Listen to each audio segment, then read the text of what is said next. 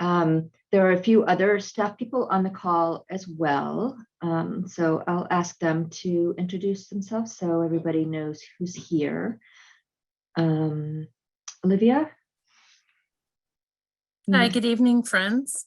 My name is Olivia Brannigan, and hi, Diane. And I'm a member of Wrightstown Meeting, and I serve our yearly meeting as the Community Engagement Coordinator.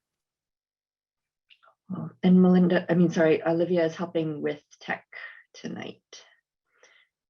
And Melinda?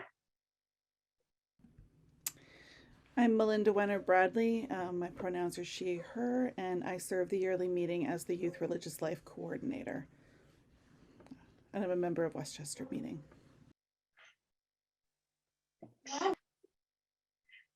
And Zachary. Hello, everyone. I'm Zachary Dutton, and I serve our yearly meeting as Associate Secretary for Program and Religious Life. And I'm a member of Central Philly Meeting, and it's good to be with you all today. Well, I'm wondering how many, I'm not actually going to do a survey, but it just occurred to me to wonder how many pets are in the room with us that we can't see, because I can't see Oscar's cat, but I know because I see some hands raised. That's awesome. And Carter has two. Fun. And and cameras are turning on so that we can acknowledge our pets. I love it. I'm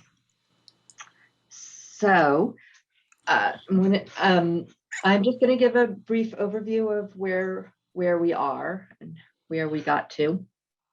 I'll keep it really brief because I'm looking around and I think people are familiar.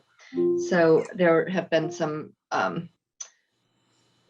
couple of people have moved on from staff who are planning to move on for next stages in their life. And as a result, we looked at what are the needs that we need to cover with staff and what kinds of shifts would help us meet all of our needs that are guided by strategic directions and the direction that the yearly meeting is going in. We have and that is a job of the General Secretary to figure out staffing to meet our needs. We've tested those, we've played with ideas, tested them, got some feedback, a couple of points along the way, including a conversation that had many of these same people involved in it, that was really helpful to get feedback and different perspectives and questions. That has been incorporated in a revised plan. It doesn't meet everybody's every idea, but it helped sharpen a lot of the thinking. This has gone before the Personnel Committee a few times. In Philadelphia Yearly Meeting, the policy and procedure is that new positions are approved by the Personnel Committee before they move forward. So this has gone before Personnel a few times with various revisions and questions, and it's gone generally to the councils as well for their information and keeping along and hearing questions. And so now it's coming back with all the revisions in place to see what other kinds of questions or thoughts there might be. And that's what we're doing here tonight. And so Oscar, like I said, Oscar is leading us through the evening. Zachary is going to go through an overview of the staffing in program area and about these positions in particular, and then we'll have time for questions. And there is Afroza, we earlier introduced all the staff members who were on the call, and I'm wondering if I can call on you to introduce yourself. Sure. Hi, everyone. My name is Afroza Hussein. I use she, her pronouns. I'm the interim EF coordinator at the moment at PYM.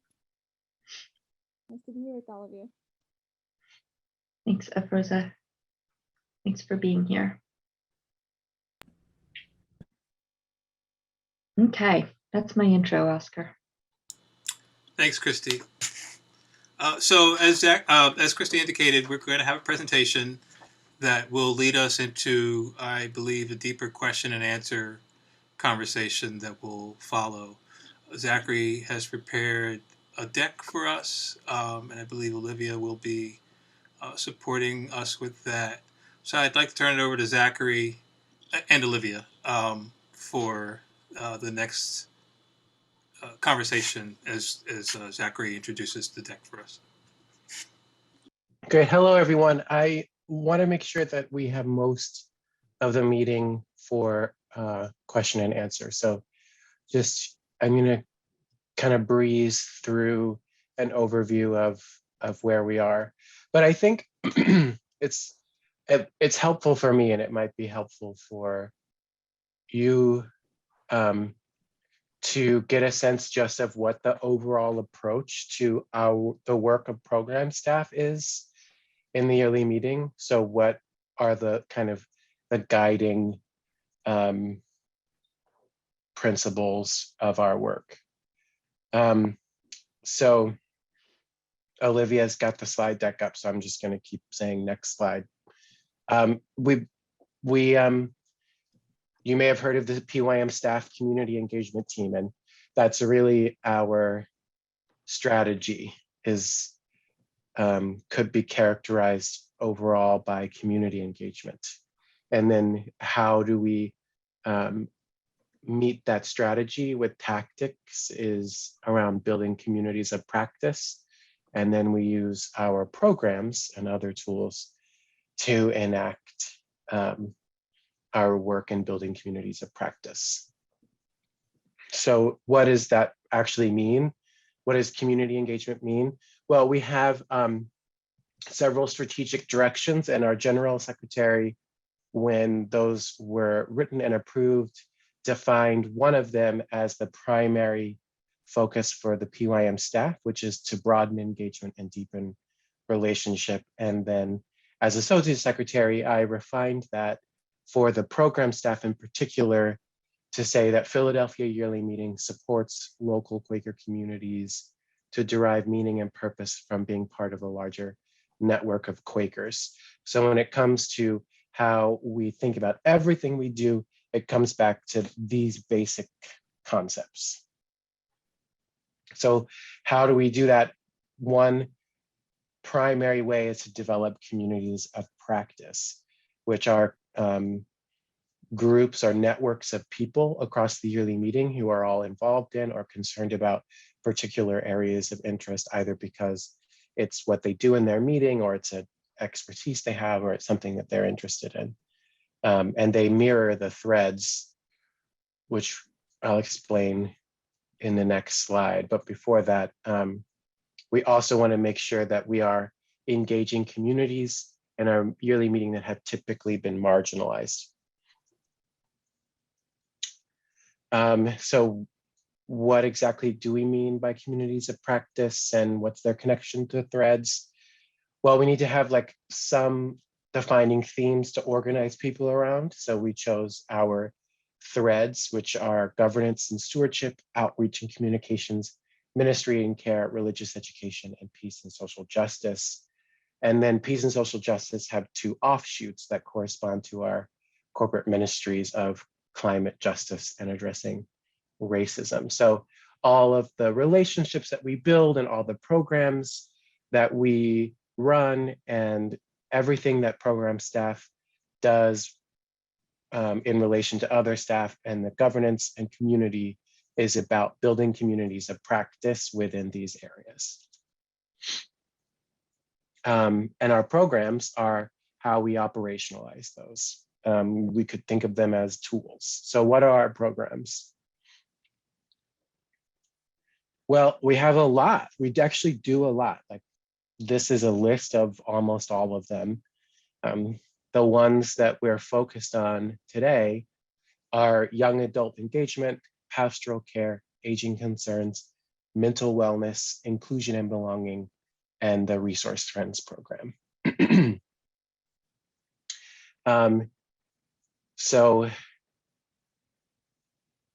kind of, we also have other tools that we use on a regular basis that are held by other staff teams. We have our database and other uses of it, like the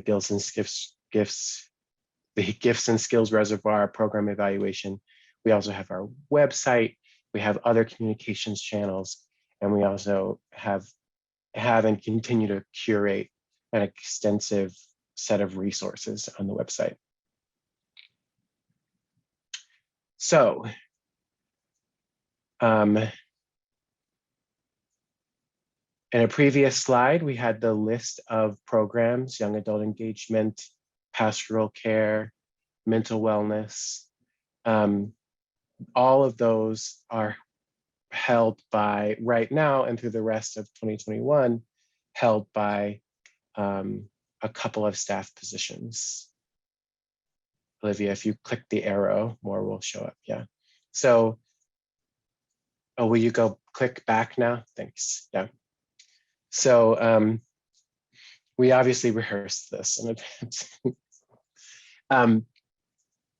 So right now we have a care and aging coordinator and the Friends Counseling Service and young adult engagement coordinator. And we are planning to shift to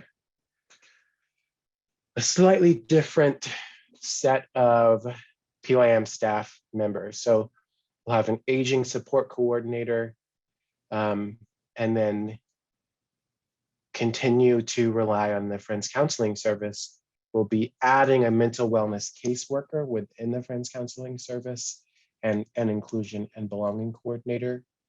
And the inclusion and belonging coordinator will do the work that the young adult engagement coordinator did, plus some of the pastoral care aspects that the care and aging coordinator has been doing. So let's go one at a time. So the aging support coordinator is going to have a couple of responsibilities. Okay. Providing monthly meetings and quarterly meetings, have tons of questions. Call us for consultation. So the aging support coordinator will be available for that. And also for working directly with grantees for aging grant making and the granting groups that oversee that. They'll also provide content for the Aging Concerns Resource Friends and help maintain the Quaker Aging Resources website.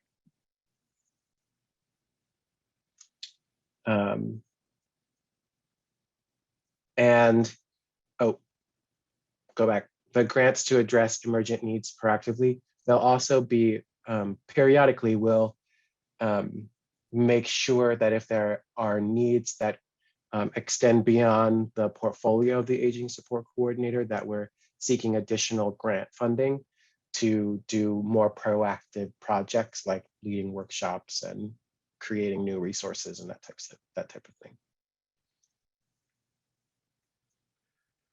The Friends Counseling Service has existed for a long time. It's a network of Quaker clinicians who provide mental wellness therapy to PYM Quakers through a spiritual lens.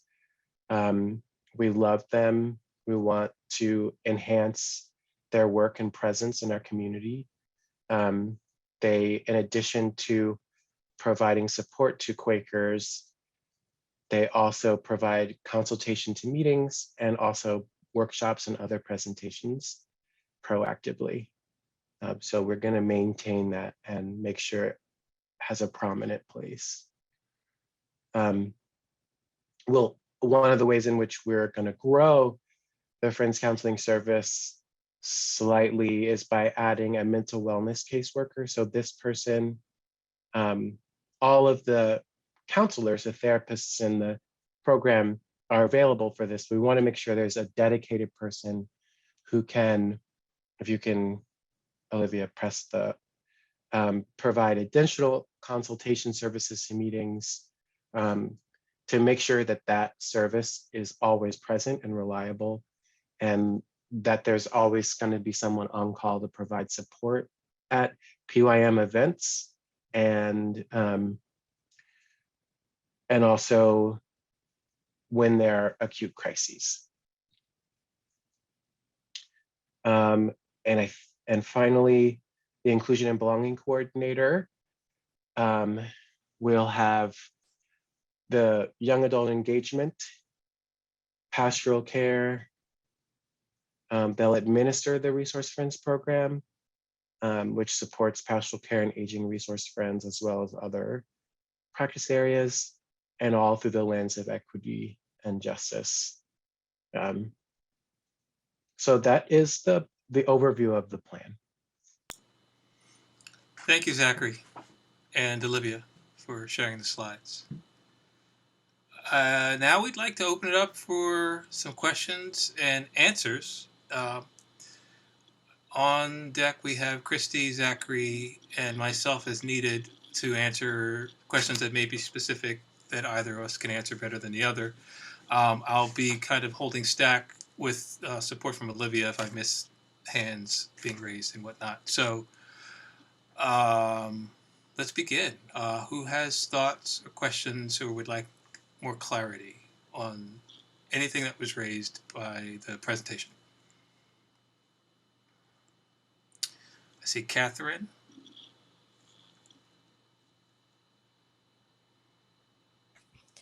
Yeah, I have a question.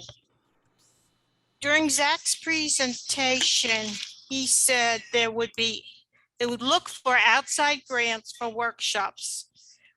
In the explanation you sent out under aging concerns, staff support, down in the 4th paragraph, it says, let's see. Okay, there are other tasks that have required little to none of the CNA coordinator's time and were therefore not built into the aging concerns coordinator role. These include providing responsive or proactive workshops on aging to meetings and liaison with or supporting other institutions. When he talked about grants for workshops, is he talking about grants for those types of workshops? And if so, who would be coordinating those workshops? Thanks, Catherine, for that question. Zachary?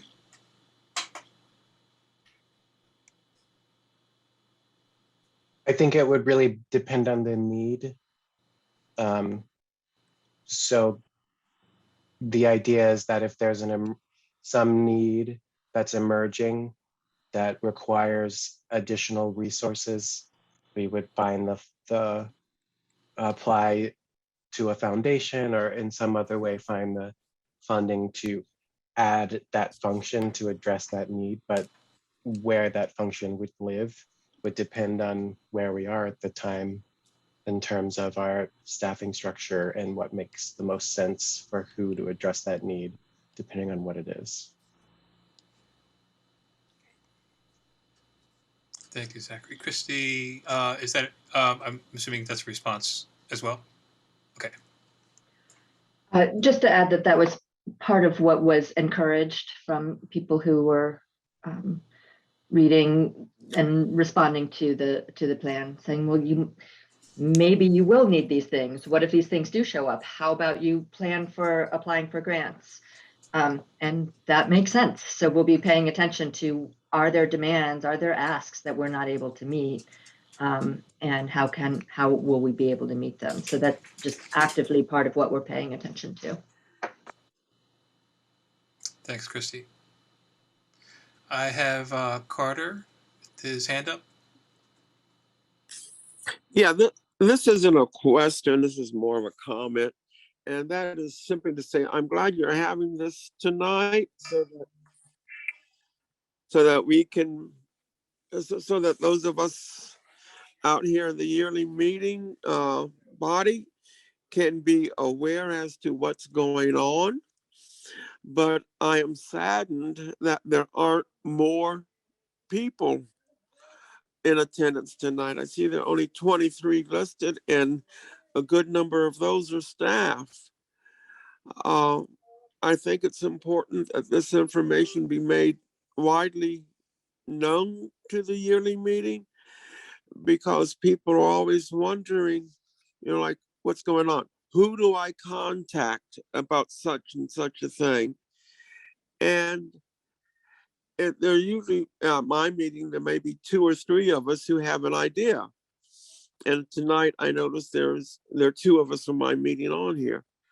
So some of us seem to be interested in knowing and participating with the yearly meeting and realize the importance of the yearly meeting. And these services that you're talking about providing are important and dear to us. Thank you for doing them, and thank you for trying to make them known. Thank you, Carter. That's greatly appreciated. And I don't know, I can't speak for folks who aren't here. I think on the one hand, the people who have seen the documents maybe have settled with where we've come and felt like they didn't need to be here, and others, I do think that we could probably improve group participation with some of the things that we do. And I am hopeful that the people who are here will continue to ask questions and to engage in concerns or thoughts that they may be bringing to this conversation tonight. So thank you, Carter, for sharing that. I see Christy's hand up. I just wanted to note that one of the concerns raised by this in the last public meeting was that there wasn't enough publicity about this with enough time. And we took that to heart and made sure that this one got publicized twice in the Thursday email that goes out. And we contacted everybody who we had reached out to or who had reached out to us to make sure that they knew about this. So again, appreciate your pointing out things that are needed because it affects how we do things. Thanks, Christy. Diane.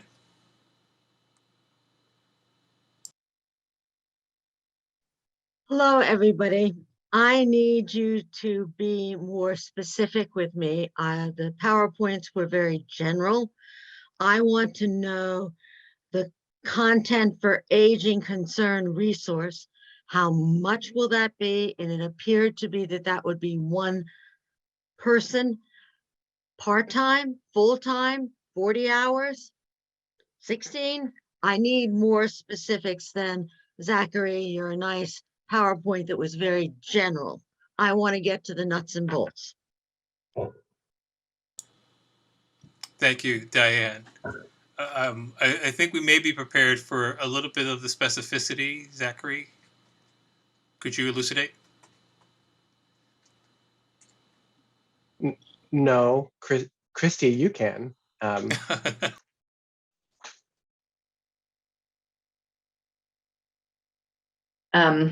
The aging support coordinator would be about 60 hours a month.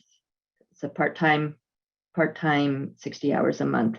That's based on actuals of how time is spent doing the work that's in that described in that portfolio now. And the youth coordinator, how many hours? So 60 hours a month. If you just divide that, that's less. Okay. So you're talking about 2 days a week, about? Yes. And we actually, I phrase it deliberately by month rather than by week because the demand changes a lot. So there are twice a year when the Greenleaf Granting Group does a huge amount of work that generates a lot of what it is that this position does. And so at those times of year, it will be more hours. And and other times will be less. And then it's just unpredictable about what kinds of needs will spring up when. So Can't hear you. Something's gone wrong. sorry, I think I accidentally hit a button. Okay, thank you. Did you miss anything? Do you think you missed anything? Well, you were talking and I didn't hear it. You don't know what I was saying when you hear me. I'm pretty sure I was just saying the same thing again. Okay. Re-emphasizing. What are the qualifications for this person? Because my experience over a decade, the qualifications of somebody who had lots of experience with aging, for me, was an asset. Yeah. So as social worker who has experience and background knowledge and skills in working with older people. Okay. So social work skills, supporting older people and supporting others supporting them, right? Because part of what happens is a meeting will say, we need help supporting this person, and that meeting calls us. So they need to be able to respond to those kinds of needs and help the meeting figure out, and the care committee or whoever it is that calls, figure out how they can also help the person in their meeting. Now, the Quaker Youth Coordinator and Young Adult Coordinator, how many hours is that going to be? That's a full-time position. And at PYM, full-time is 35 hours a week. So 35 is 140 hours per month. Am I doing the math right? Well, Okay. that's not, that's not,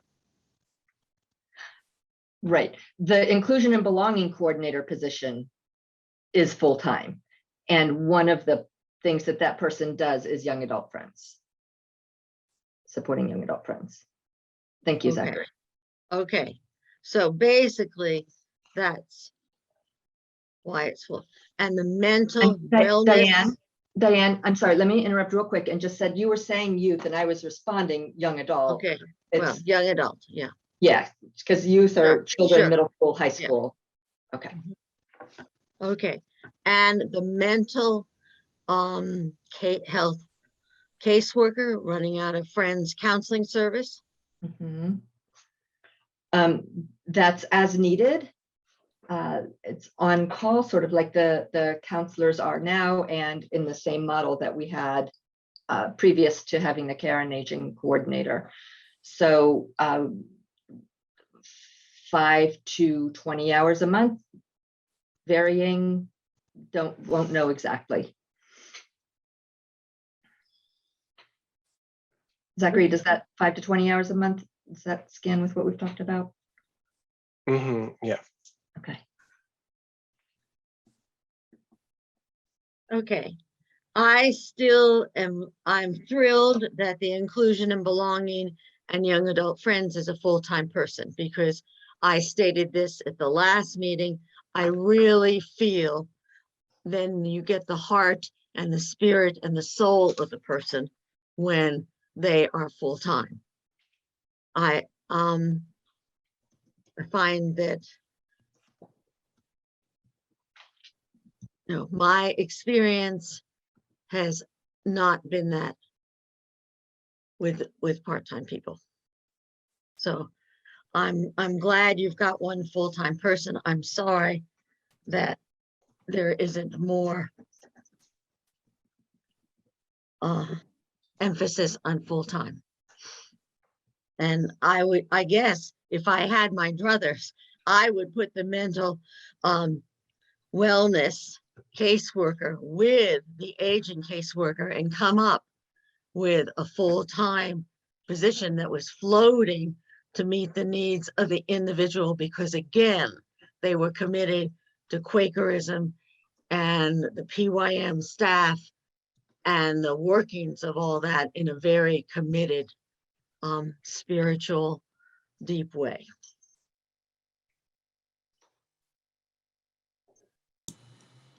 Thank you, Diane. Carter has a thumbs up.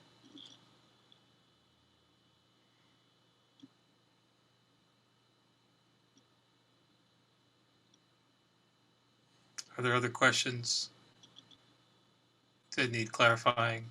Meg? Good evening. Thank you for providing this evening for folks to gather and gain some clarity.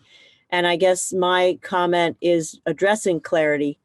At different times of the reading of the explanations and overview, I found that terms were changing.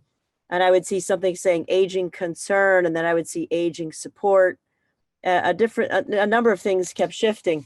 I would ask that friends consider using the term aging support rather than the word concern.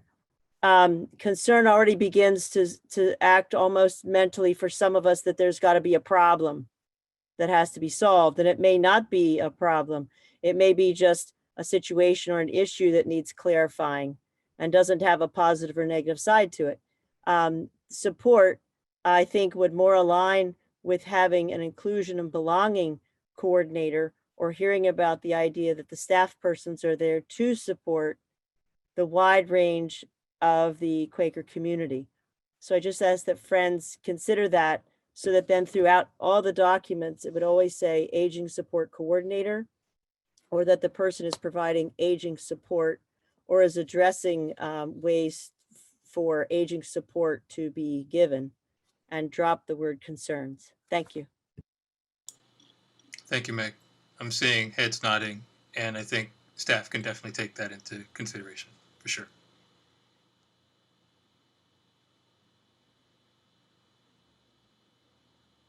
Other thoughts, expressions?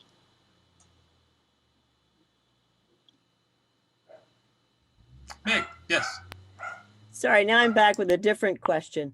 I'm not knowing how the PYM staff works. I used to be a teacher. Sometimes there would be staff meetings, you would get everybody together, or there were ways definitely that different aspects of a building could be in the same place at the same time to really learn from each other to get the bigger context.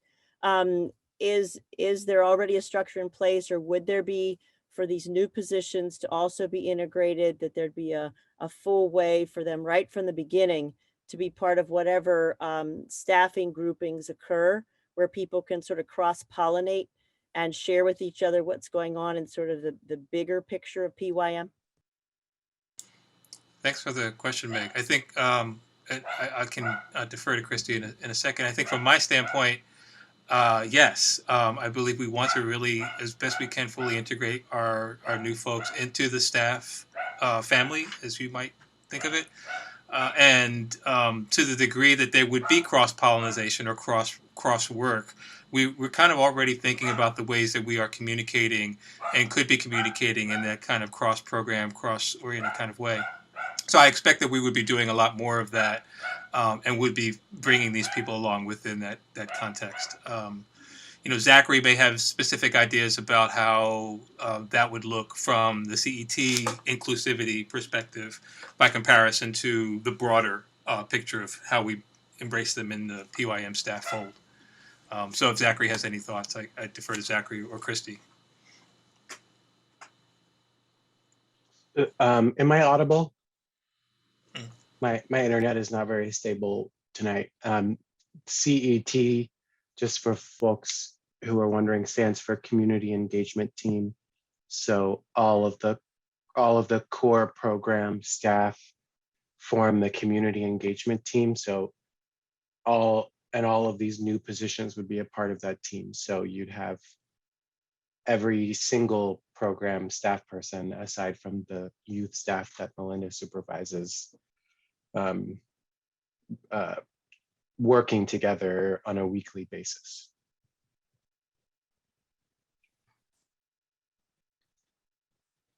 Thanks, Zachary.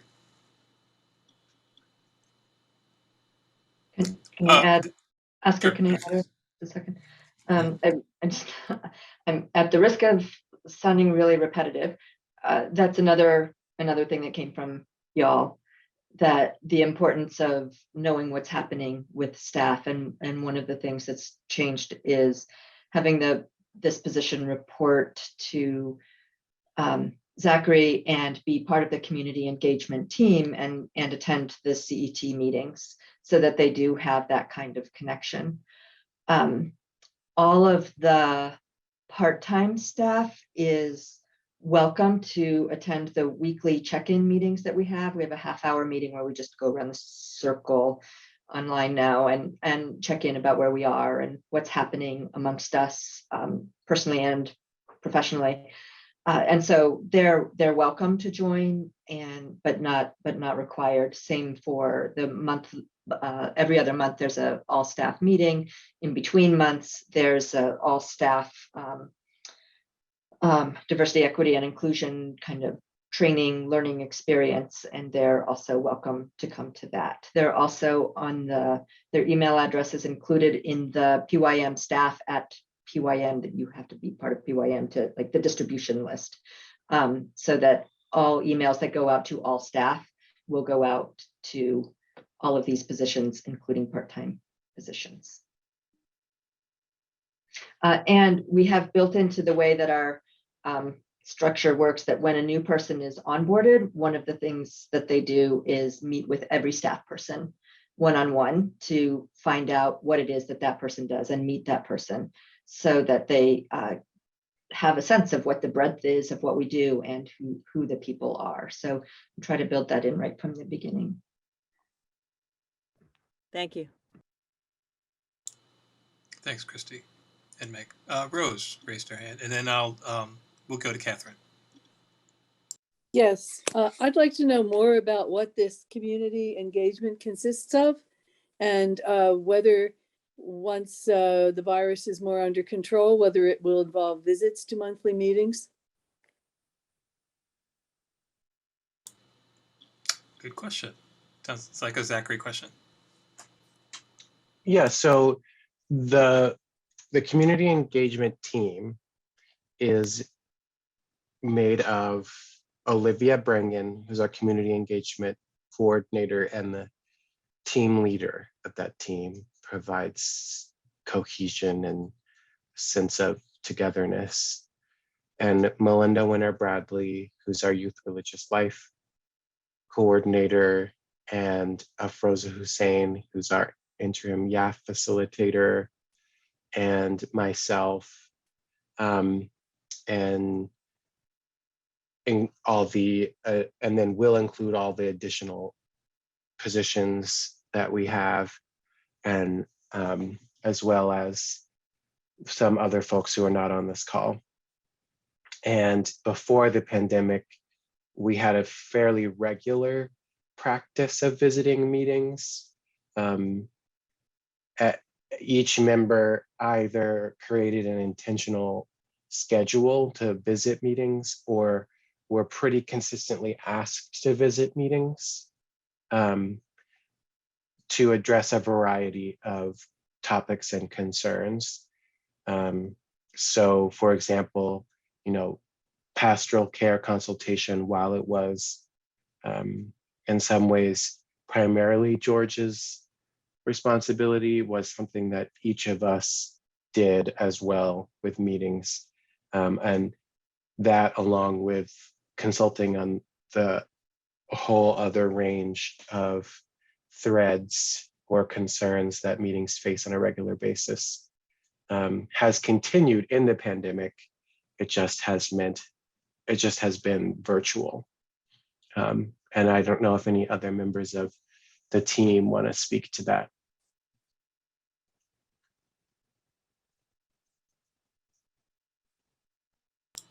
Go ahead, Melinda. Yes, invite us to come places. I'm visiting Kennett Meeting this weekend. I'm doing an intergenerational program for them on Sunday morning, and then zipping to Arch Street, where we all should be on Sunday afternoon for the amazing program there from 1 to 4 o'clock. See how I slipped that in there?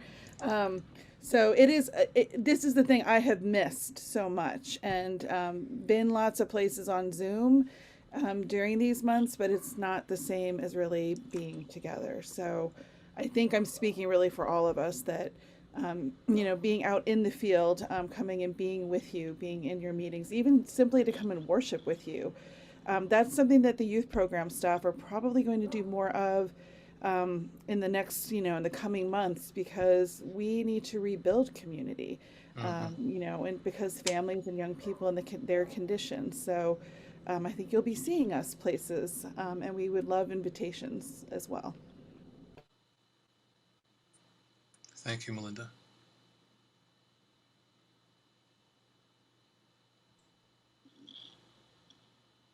Catherine. Yeah, just a question. Under the Aging Support Coordinator, it talks about partnering with the grant-making staff. Could you, I'm making assumptions about what the grant-making staff would be doing, but I'd like to clarify my assumptions. Are they the people who process the grants? Are they full-time, part-time? A little explanation about that. Thank you. Great. Thank you, Catherine. We have a grant coordinator whose, I believe, chief purpose is to be moving the ball around with the various grants and the people who are the recipients of those grants and being in communication with the meetings. We have a part-time staff person who's serving just in a support role right now. He's serving 1 day a week, up to 10 hours a week.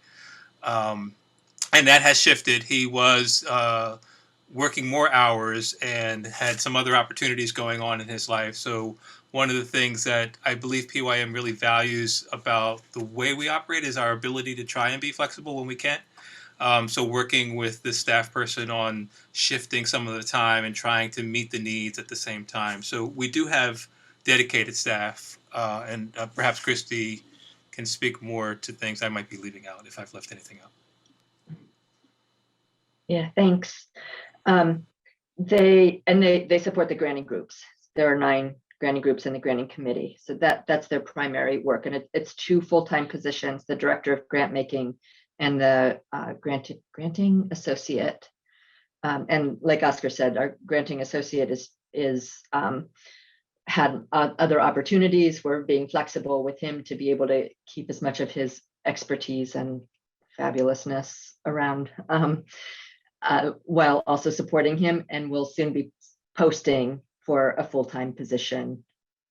And he's remaining with us for 1 to 1.5 days a week while we're doing the whole that whole transition, so that to help keep that smooth. And so when a new person comes on, he'll be able to help with that, give us a little more capacity to be doing projects when there's all 3 of them there for a little while.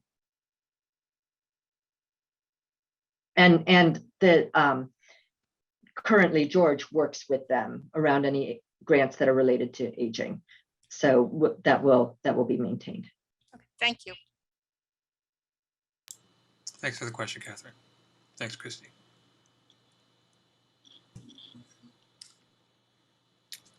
Joan. Hi, I have a question. I think it's a little different. From my question from my meeting is, I'm probably like one of the younger people in my meeting, and I'm nearly 60. And so if in this whole picture of things, if I wanted to learn how to help my meeting open up to young people again, young adults especially, I guess, like, who would the people be in this staffing structure who could kind of mentor me in that, like with the bringing together of the people of different ages? I'm not coming at this with a, like, how big of the pie piece goes to this or that. I'm coming at it with, like, who's going to help me kind of help older people get comfortable with young people or reach out to young people. And then the young people would be so helpful to us older people. Thanks for the question, Joe. Anybody on staff feel compelled to answer? Melinda. Hi, Joan. So I'm going to tell you, I think you are among us what I fondly call, and I did not coin this, Jen Karsten, another friend did, second thirds. So people who are kind of, just past our young adult friends age group up to about 60. So they're in that second third of life. And that is a group that needs to have space to be helping provide leadership in our meetings and doing that in the way that you're lifting up here. I think that you actually, in a way, there's sort of a team approach here that would be really wonderful. I carry a really big concern for intergenerational community building, and how we reach across generational transition and connections. But the person who is the inclusion and belonging coordinator is another person who will be really available to think about that. So it may be that in a way our whole team helps to support those questions together, because we really want to think about being the all ages kind of community that it sounds like you are wanting to reach for and to help to nurture. So in a way, it's not meant to be a wifty answer that, well, really all of No. us. But that is really like when we get together, we have lively weekly meetings as a community engagement team. And these are the kinds of things we are thinking about and holding. And we're holding them when we're thinking about sessions, for example. And we're holding them when we're thinking about other kinds of gatherings. So I guess that's a piece of it, is to say, we talked about what community engagement team looks like, but your question is a really big part of what we're holding. So there really isn't sort of one person, but there is sort of an approach that most of us would help each other to support. Thank you. Thank you, Melinda. And thank you for the question, Joe. Steve Thompson.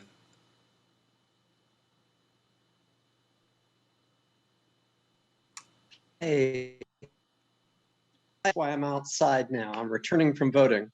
And so I missed a piece, and sorry if it was already addressed, but when you presented earlier the Friends Council and Service bit, my understanding from the previous meeting is that that's coalesced some responsibility. It was going to be much more distributed to hourly staff, kind of. Is that my understanding? Is that correct?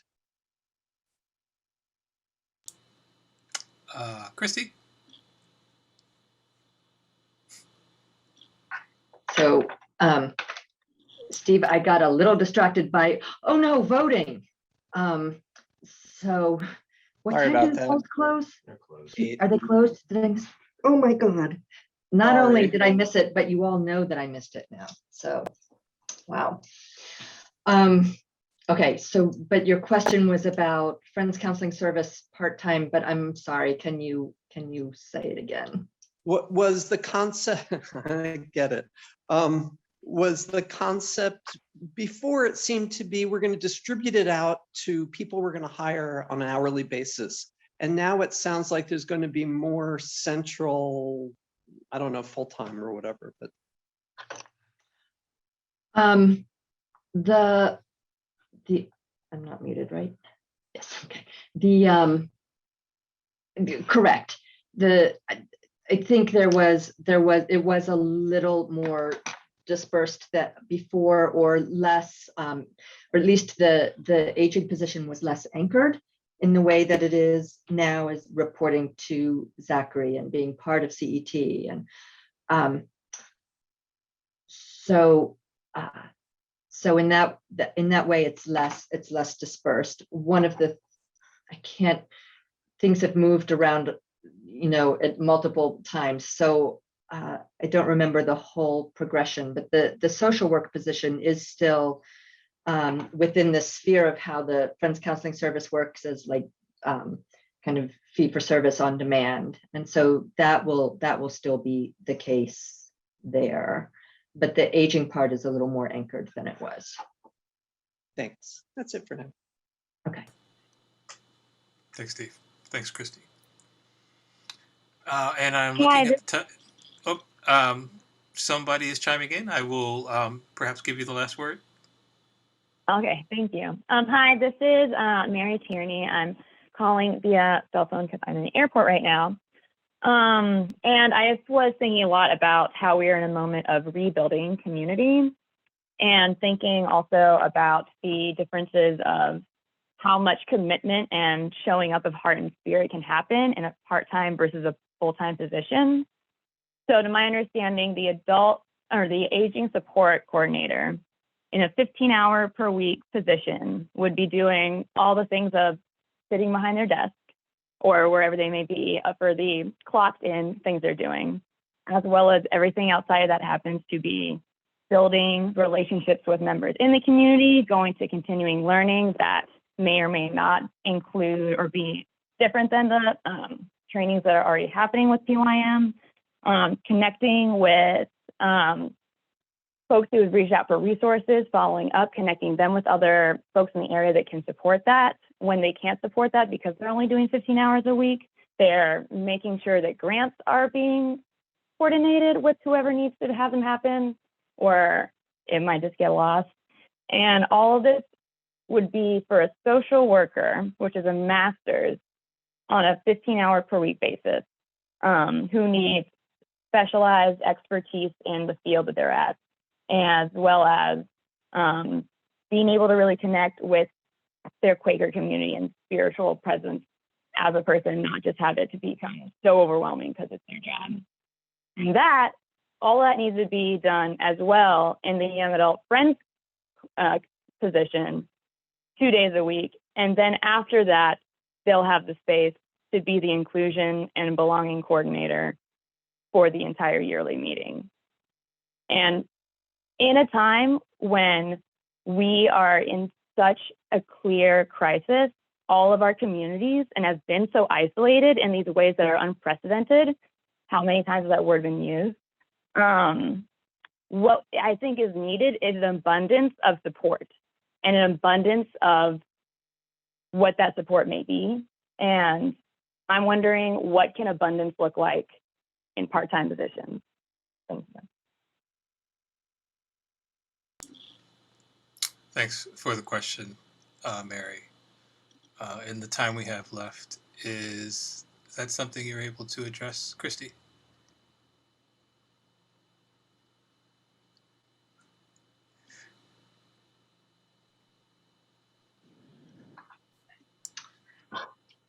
I mean, I could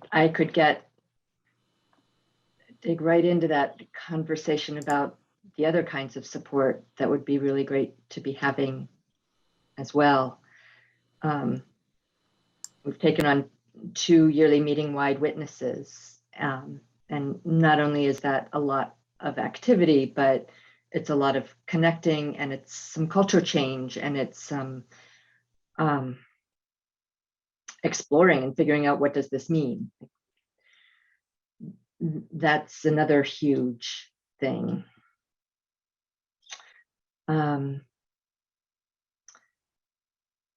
So I think there's always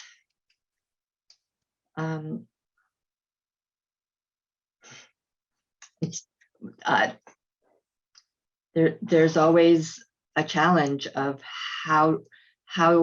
what is it that we pick up, and how do we do it, and how do we do it so that we don't always feel like we're losing. And that there's not there, even for positions where there is full-time support and a team approach, and I think that's always a challenge. One of the things that I hear Zachary and community engagement team talk about a lot is looking for where there's life and following the life, and rather than going to the places where, oh, we wish we could do this thing. What if we just made this program to make this thing happen and did all the publicity for it?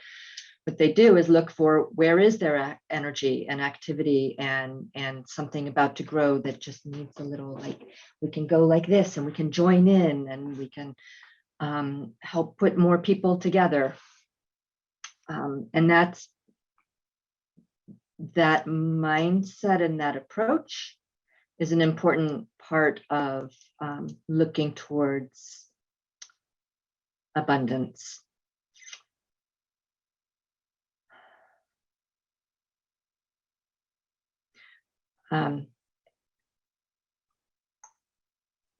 Yeah, I had another piece to add to that, but I'm not remembering what it is exactly right now. Zachary, did you want to? I know we're running a little over. I also just wanted to add that the philosophy behind having an inclusion and belonging coordinator is that the work of inclusion and belonging might evolve over time, but the focus will be on young adult friends, and so organizing with and for young adults has been a 3-day-a-week project, and it will remain 3 days a week in the inclusion and belonging. And the idea is that the work of equity and justice can be facilitated through the work with young adults, since we have a pattern in our community of young adults kind of being at the forefront of that. And then the coordinator would be supporting that, and then taking any learning that is gleaned from the work and sharing it with the rest of the community. So it's a little bit different than like 3 days a week and then inclusion and belonging, for the whole yearly meeting. Those are actually the idea is that inclusion and belonging is happening and in all the work that we do, and is being certainly in that position that all their work is filtered through that. The other 2 days a week, in addition to organizing for YAFs, will be focusing on coordinating pastoral care work and support in the yearly meeting, again, through a lens of equity. And Zachary's comments reminded me what else it was that I wanted to say. That I think as long as we are relying on a staff person or an array of staff people to go do the work, then we'll never. It's always going to feel like not quite there. But what I think our strategic directions ask us to do, the way that Zachary's team works, the way that staff tries to work, and some of what the staffing structure supports is 2 things. One is the staff working as teams, so that there's not an individual trying to do things, but there's an exponential kind of effect on imagination, on capacity, on figuring out how things work when you have a team working on it. And so that's an approach that we typically take, and that is built into this work. And the yearly meeting is the 10,000 plus people and 100 plus meetings, and the ministry and the work and love and witness and community and devotion, connection to God that we do together. And that's where the abundance is, that we are all here together, and that part of like a primary role of staff is to support that connecting being able to happen. Thanks, Christy and Zachary. We are a little over time, folks, so I think if it's okay with the body here, perhaps we can settle into some closing worship for a few moments. Folks can be on their way. I will also say, I think at the beginning of this conversation, Christy alluded to the fact that this is probably not going to be everything to everyone, and not obviously everybody that could be here is here. There are not 10,000 people in this Zoom call, So we get that. And one of the things I think we have committed to, and we committed to, I believe, at the last call, was that we would be evaluating how this pans out.